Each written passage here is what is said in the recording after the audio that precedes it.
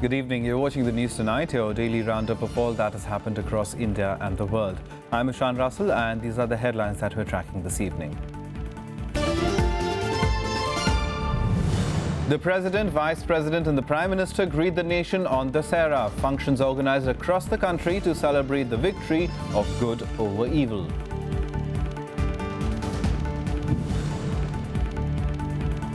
Nine people injured in a grenade attack on a paramilitary party in South Kashmir's Shopian district. Curfew clamped in some places of the valley as a precautionary measure.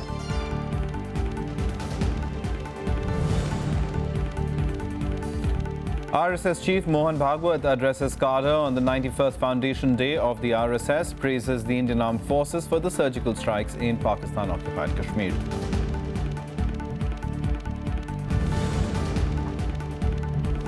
Pakistani journalist barred from leaving his country. His report in the Dawn newspaper claimed that the Nawaz Sharif government told the ISI that support for terrorists was leaving the country isolated.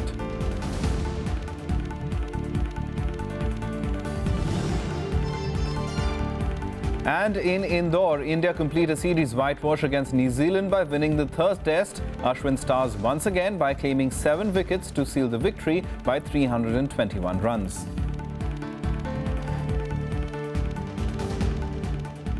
Our top story this evening, the ongoing encounter in Jammu and Kashmir's Pampore district entered the second day on Tuesday after the security forces launched a fresh offensive to flush out terrorists holed up inside a government building. The terrorists, believed to be 2 or 3 in number, had taken control of the 7-storied building on Monday. Meanwhile, 9 people were injured in a grenade attack on a paramilitary patrol party in South Kashmir's Shopian district.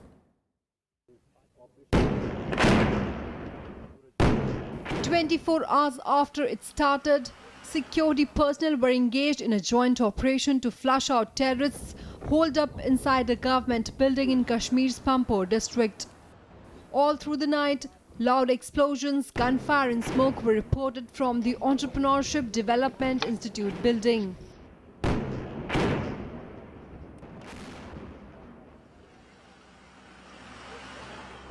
Two to 3 terrorists reportedly sneaked inside the 7-storied structure on Monday. The army cordoned off areas around the building. An army soldier was injured in the encounter. According to reports, the terrorists could have entered the complex after arriving on boats on the Jhelum River that flows into Pakistan. This is a part of series of actions being undertaken by the terrorists who had crossed over earlier, who had been pushed across earlier by the Pakistanis. These terrorists had taken shelter in different parts of the valley, and after our cross-border surgical strike, they were given instructions to carry out different operations. So, they want to hit us back. So, Pampore is a part of that, and all these series of attacks, Handwara, etc., were a part of that. In another incident, at least 9 people were injured in a grenade attack on a CRPF patrol party in Shopian district of South Kashmir. The injured included 2 security personnel and 7 civilians. The militants behind the attack escaped while a search operation is on to capture them. Curfew was enforced in the interior areas of Srinagar as precautionary measure to maintain law and order. Normal life was affected for the 95th day in a row as businesses remained closed and people stayed indoors in response to a shutdown called by separatists. Bureau Report, Rajya Sabha TV. Prime Minister Narendra Modi celebrated Dussehra in Lucknow. The Aish Bagh Ram Leela ground was turned into a virtual fortress with massive security in place to prevent any untoward incident. After the celebrations, the Prime Minister addressed a Dussehra rally. Let's listen in. ये भारत की परंपरा है।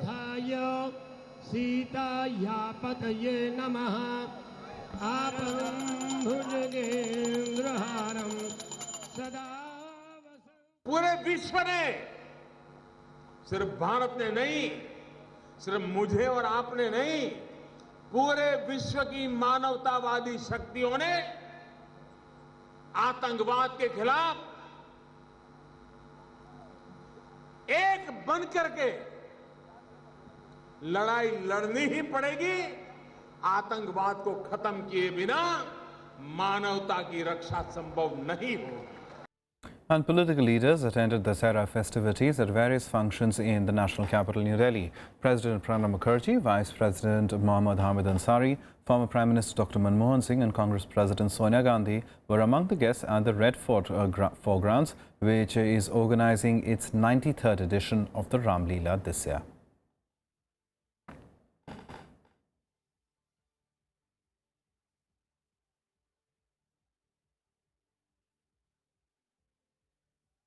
The RSS also celebrated Vijay Dashmi as well as its Foundation Day on Tuesday. Sangh Chief Mohan Bhagwat addressed workers in Nagpur, speaking on a wide range of issues including Kashmir, caste issues, cow protection and vigilantism. He also lauded the Indian Army for the surgical strikes on terrorist camps across the LOC. The 91st Foundation Day of the RSS witnessed a sartorial transformation. Sangh workers donned brown trousers instead of the age-old khaki shorts at the organization's Foundation Day celebrations in Nagpur.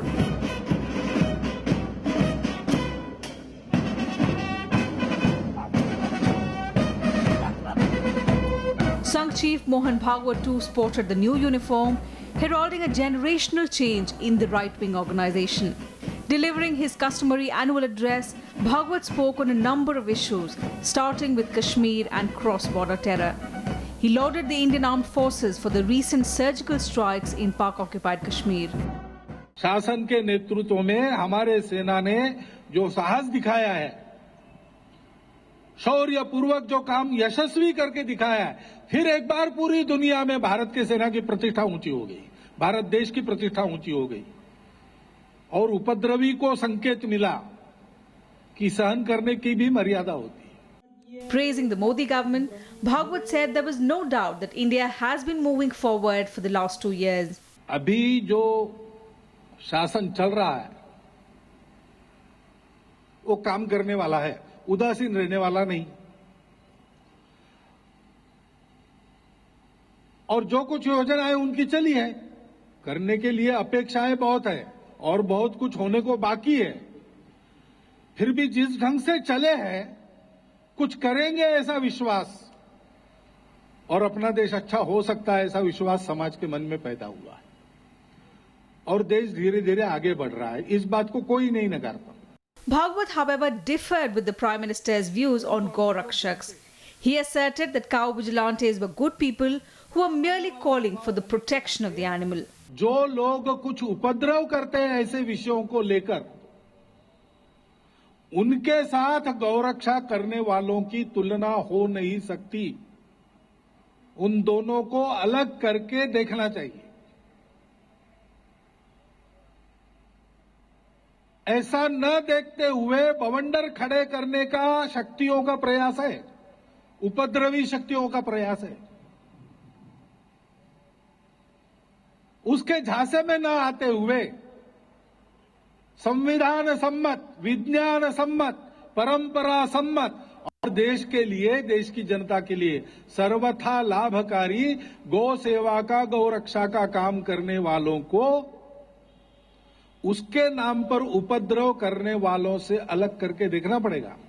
Amid the spate of attacks on Dalits and minorities across the country, allegedly in the name of cow protection, a few months ago the Prime Minister had said that most of the so-called cow protectors were in fact anti-social elements.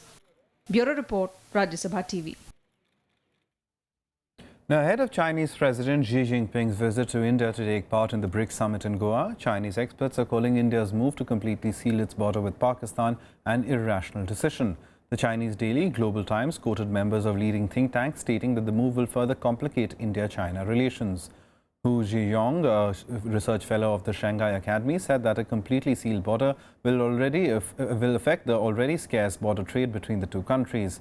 Wang Dewa, another expert, said a sealed border will further disrupt peace efforts made by the two sides. Chinese experts, however, agree that the resolution of the Kashmir dispute is in the interest of China's internal security, especially in the western regions. During his visit later this week, the Chinese president is expected to meet Prime Minister Modi.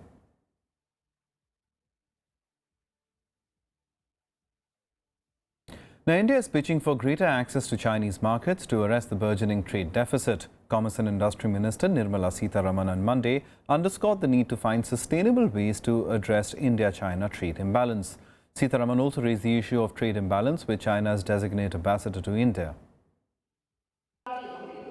As Chinese President Xi Jinping appointed Luo Zhaoyi as China's new ambassador to India, the government was quick to flag the issue of bloated trade deficit between the two countries. Commerce Minister Nirmala Sitharaman asserted that Indian exporters are exporting to China via Vietnam in order to bypass official restrictions in China. Many of our exports are now being routed via Vietnam, which is not really the thing. If exports to China should happen, it should happen directly from India to China.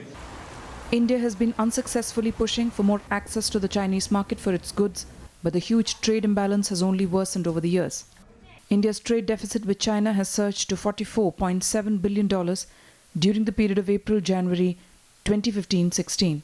Exports from India to China stood at $7.56 billion during the April-January period, whereas imports have increased to $52.26 billion during the period. Several IT companies who have established business in China, but whose operations are lagging behind schedule because permissions are not given easily, inspections are happening over and over again. Then Indian banks which are there trying to help Indian exporters are not given operational freedom. The commerce ministries of both the countries have signed a 5-year development program for economic and trade cooperation in September 2014 to lay down a medium-term roadmap for promoting balanced and sustainable development of economic and trade relations. India needs to make continued efforts to increase the share of its exports to China in order to avert a piling up of trade deficit. Kriti Mishra's report for Rajya Sabha TV. Time for us to take a short break. Lots more on the other side. Do stay tuned.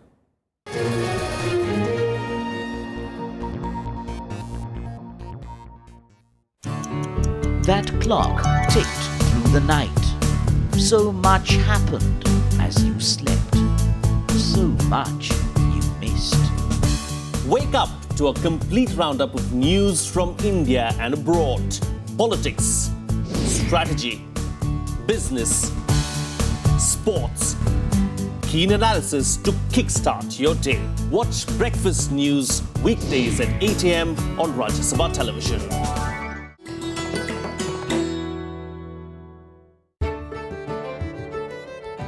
Rajo Ki Baoli, located in Mehroli, is considered the most ornamental of Baolis in the national capital. It was built by Daulat Khan during the reign of Sikandar Lodhi in 1516. Rajo refers to masons who used it. The entire structure is subterranean, so only the topmost story is visible as the visitor approaches. Walk towards its steps and each lower level slowly reveals itself. The top floor has a row of arched niches. There are 3 levels going down with 66 steps. The Baoli complex has a 12-pillar tomb and a mosque with plaster decoration on it. Carved brackets support the chhajja below the parapet. There are rooms behind this arcade, meant for shade and shelter for visitors. The Baoli combines Islamic architecture with hints of Hindu engravings and geometric designs.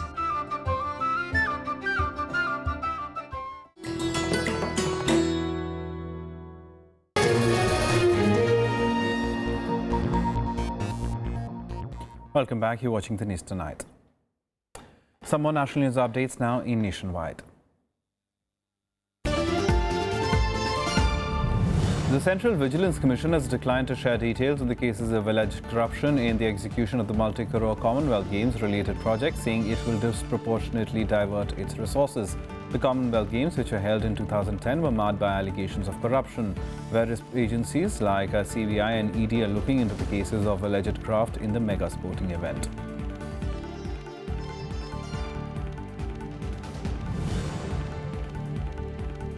The Shiv Sena has disowned the action leading to the recent unceremonious ouster of actor Nawazuddin Siddiqui from a Ramleela in his hometown Budana in western Uttar Pradesh.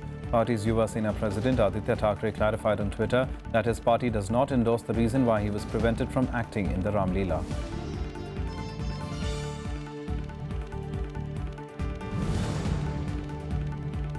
The Tamil Nadu police have arrested 2 people and registered 43 cases in connection with posting of malicious and false content on social media about Jayalalitha's health. The police have also warned of stern action against those spreading rumours about the Chief Minister's health. Special teams have been constituted to investigate such cases. Jayalalitha was admitted to Apollo Hospital in Chennai on September 22nd after she complained of fever and dehydration.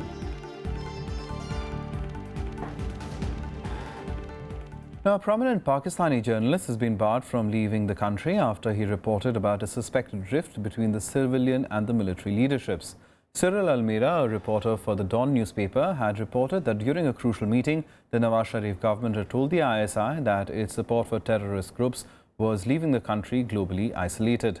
Following the report, Almira has been put on the exit control list, a system of border control maintained by the Pakistan government, which allows it to bar people from leaving the country. Almira told the world about the control measure in a tweet where he said he was puzzled and saddened, but he had no intention of going anywhere as Pakistan was his home. On 6th October, Almira had reported that the civilian government has told the military leadership of a growing international isolation of Pakistan due to alleged support for militancy. The Pakistan government has thrice denied the story since, with the foreign ministry terming it as speculative. On Monday, Prime Minister Nawaz Sharif had ordered authorities to take stern actions against those responsible for publishing the fabricated story. Almira being put on the list is being viewed as an attack on the freedom of press in Pakistan. It's a serious thing because, after all, it's a direct attack from the Prime Minister of Pakistan on freedom of press.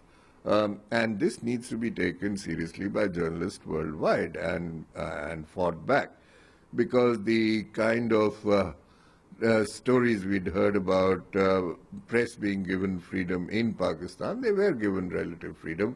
But I think it's back to usual, back to the normal practice of which happens in Pakistan, where that any sort of dissent, especially in the media, is going to be muzzled.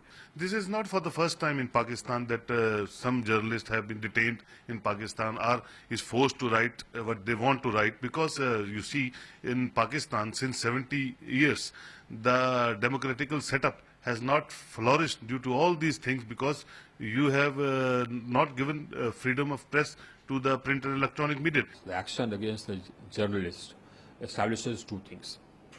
The first thing which it establishes is the veracity of the report itself. This shows that what was reported in Dawn was correct. And in fact, the background also makes it clear that this Dawn report was correct. The civilian government has been uncomfortable for a long time with the actions of the army and the ISI in supporting, giving shelter to and supporting terrorists. Samsung Electronics has halted the production of its Galaxy Note 7 smartphones due to consumer safety concerns. Samsung told owners to stop using the smartphones and also asked all global carriers to stop sales while it investigates reports of fires, fueling speculation that the company could scrap the flagship device. The news resulted in shares of the company to plunge down 8% on Tuesday. The company will begin product exchanges and refunds for the Note 7 phones in South Korea starting 13th October. Samsung's decision to pull Note 7s off the shelves for the second time in less than 2 months raises fresh doubts about the firm's quality control, which could affect its finance and reputation. 저도 이 제품을 구매를 하려고 했었고, 삼성을 대표하는 어떤 플래그십 모델이었는데 완성도가 좀 미흡하다 보니까 이런 부분이 구매 예정자로서 많이 좀 아쉽고요. 다시 부족한 부분을 빨리 보완을 해서 다시 좀 출시가 재개됐으면 하는 바람이 있습니다. Time now for a quick roundup of all the international news and global buzz. China's foreign ministry on Tuesday dismissed its Uyghur advocate Ilham Tohti's prestigious human rights award in Beijing. The Chinese academic was jailed for 2 years, jailed for life, in fact, 2 years ago for campaigning for the rights of the Muslim Uyghur people. He was selected from 3 finalists for the Martin Ennals Award. The foreign ministry, however, said Tohti's crimes were clear and had nothing to do with human rights.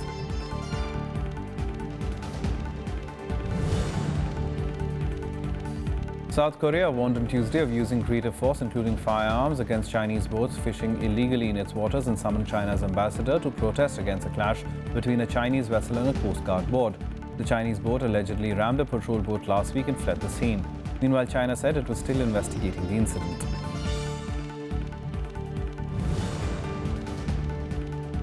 ISIS on Monday confirmed the death of its propaganda chief, confirming an earlier Pentagon report which said he was killed in a US-led airstrike in Syria's Raqqa province last month.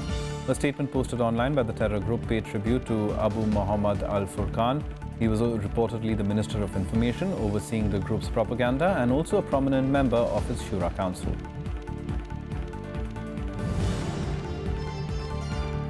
A girl was rescued from the rubble after a residential building collapsed in China's Wenzhou city. She was the only one to be found alive, and it was all thanks to her parents who protected her as the building fell on early on Monday.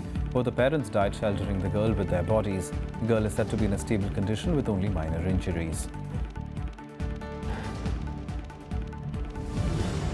Time for us to take a short break. We'll be right back with lots more.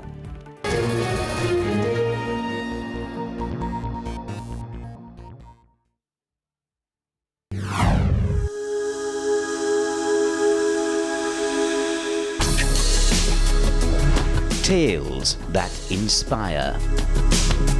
Stories of social change. A salute to diversity. Promoting public discourse. Events that motivate. Inspiring the innovative spirit. Watch Rajya Sabha television documentaries.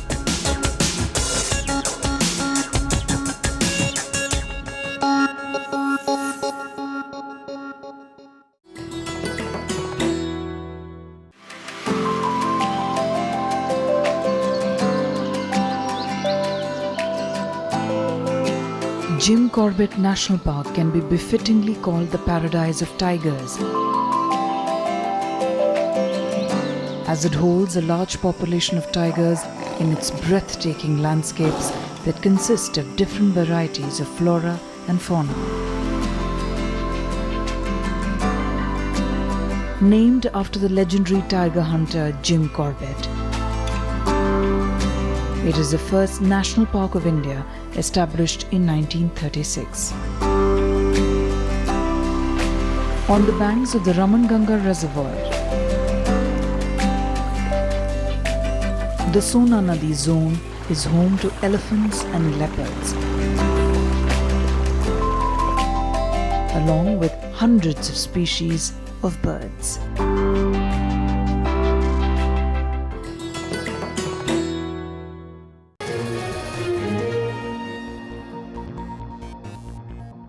Welcome back. You're watching the news tonight. Some sports now, and India completed a 3-0 whitewash against New Zealand, winning the Indore test by a massive 321 runs. It was a big victory for the hosts as they bundled out New Zealand for 153 in their second innings on day 4 of the third and final match of the series. Ravichandran Ashwin's 21st 5-wicket haul guided India to the win, their second biggest in terms of margin. Chasing a massive 475 to win, New Zealand succumbed to Ashwin's career best 7 for 59 to fold for 153 in the final session. With Trent Bowles a return catch to Ashwin in the stipulated final over of the day, the bowler finished with his career best match figures of 13 for 140. Ashwin was on top of his game throughout the match. Luke Ronchi, Michelle Santna and Jitan Patel all fell to Ashwin, while his partner in destruction, Ravindra Jadeja, sent off the first innings top scorers Martin Guptill and James Neesham. एक और wicket Jadeja को इस बार। चलिए इसी के साथ सिमटी पारी इस टेस्ट सीरीज को जीत लिया है प्रदर्शन। I'd like to thank the crowd of Indore who came in large numbers and supported us. It felt like the test match of the 90s and 2000s where I used to go and watch test matches. Where you had to work hard, be patient and bowl good lines. There was a little bit of help outside the off stump due to the left armer's foot marks. The second innings, obviously, they helped with a few big shots. Yes, I feel really good about myself. I've been bowling really well and my confidence is really sky high. Now a roundup of all the other sports action in SportsBeat. Tiger Woods has withdrawn from this week's Safeway Open tournament, delaying his comeback once again. Woods announced that his game was not sharp enough for him to compete in the PGA Tour event that starts on Thursday. The 14-time major champion will also not play in the European Tour's Turkish Airlines Open in November. 40-year-old Woods said the comeback delay was not due to back-related issues. England captain Wayne Rooney will sit on the substitute bench for the 2018 World Cup qualifier against Slovenia Tuesday night. The 30-year-old was dropped following a mediocre performance in England's 2-0 win against Malta on Saturday. Although he joined the rest of the team in training on Monday evening, Rooney later said he respected the interim manager Gareth Southgate's decision. Jordan Henderson would take over from Rooney to captain England against Slovenia. An injury to Lionel Messi and suspensions of its defenders have created some serious problems for Argentina ahead of Tuesday night's World Cup qualifier against Paraguay. Messi, who missed the 2-2 draws against Venezuela and Peru with a groin injury, looks set to return for his club Barcelona at the weekend. Nicolas Keatain will stand in for Messi on the right side of the attack. Well, that's the news tonight. Good night.